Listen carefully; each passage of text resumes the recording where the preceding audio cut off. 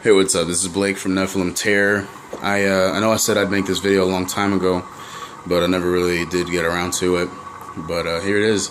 Basically, I'm just going to be doing a hopefully brief rundown of the gear that I use for my in-ears and triggers.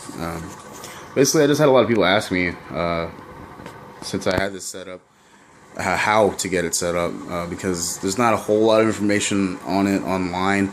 And no one really breaks it down into layman's terms, I guess. So if you have no idea what you're doing, like myself, it can be a bit intimidating. So I thought I'd just compile this video with hopefully all the information that you need to get started if you want to use live backing tracks, or even just to play to a click live, and get your trigger set up. Anyway, so I'm gonna get started off right here with the rack. At the top, I have my Furman power conditioner. I have everything that I need powered plugged into the back of that. It helps eliminate shorts. Yeah, because I've had a Vinny power strip short out on me before live, and it's kind of embarrassing to just have everything cut off on you all at once. So I switched to the Furman. I haven't had any problems since. Underneath that, I have the Alesis DM5 module for my kick triggers, like most everybody else really.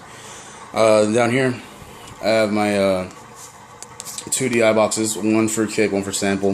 Obviously, they're just live wire DI boxes. This is the monster cable that I used to run from my DM5 to the trigger that I have on my bass drum. I think it's the Roland RT10K, I believe, is what it's called. Anyway, up here, I have this Olympus portable audio recorder. Basically, it's just a device that houses the backing tracks, and it outputs a pretty decent signal, and I have them in WAV files. So you could use an iPod or something, just something that can output to a high quality, because you're going to be blasting this shit over some loudspeakers, so you don't want it to sound like ass. And then right here I have my Behringer mixer. It's like 8 channels, non-USB, not too expensive. Then this back here are my in-ear monitors. I use Shure dual drivers, I think. They're not that expensive either, but I highly recommend using in-ear monitors versus just regular ass headphones, because you won't get the right isolation. You don't have the drivers, but whatever, it's up to you. Anyway, so to get started off, I'd say let me start off with the triggers.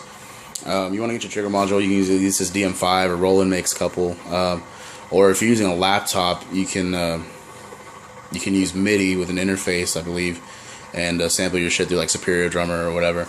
That's what some people do, and that's cool, but I prefer the Alesis DM5, honestly. The thing's a workhorse. It's a staple of metal drumming. A lot of the greats have used it, so so do I. Anyway, basically that has two outputs in the back, a left and right, master out.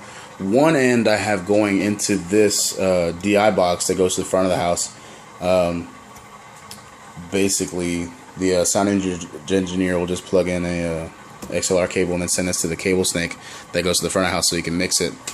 And then the other end I have going into right here, this purple cable going into my mixer, so I can control the volume and level and of my my triggers.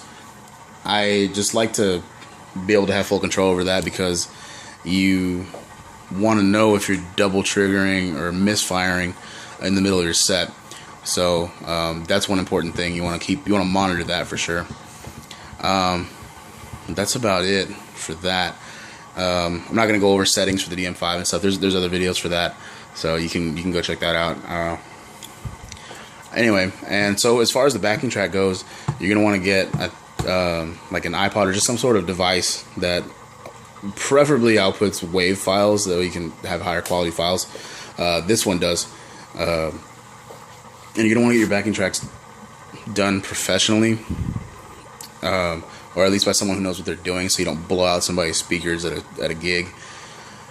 You're going to want to pan your click left and then your backing tracks right.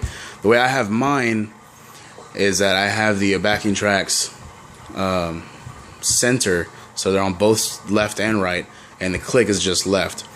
You're gonna want to get a splitter cable. I got this from Guitar Center. It's an 1/8 inch, just a headphone jack cable, and then it's split, and it outputs to a 2 mono 1/4 inch, and this will be the left side. This one has, I believe, the left or whatever.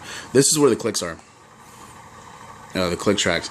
And I have that going to the first channel of my mixer, and the other end of it I have going down into the back of the rack, and it goes into this DI box. Same deal as this one. But yeah, basically I have the backing tracks pan center, so I like to be able to hear the samples and stuff. It's just a personal choice. You don't have to, but you know, I like our samples a lot, so I like to hear them. What else was I gonna say? Oh yeah,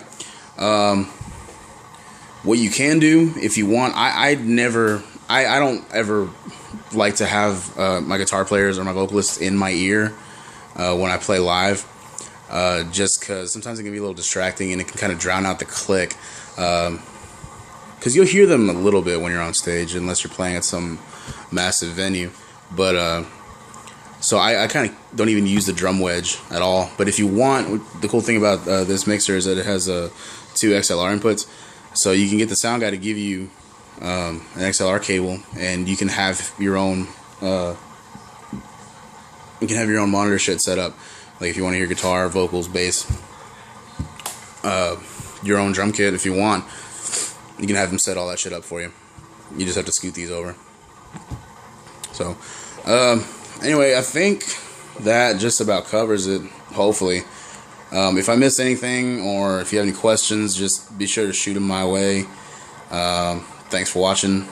See ya.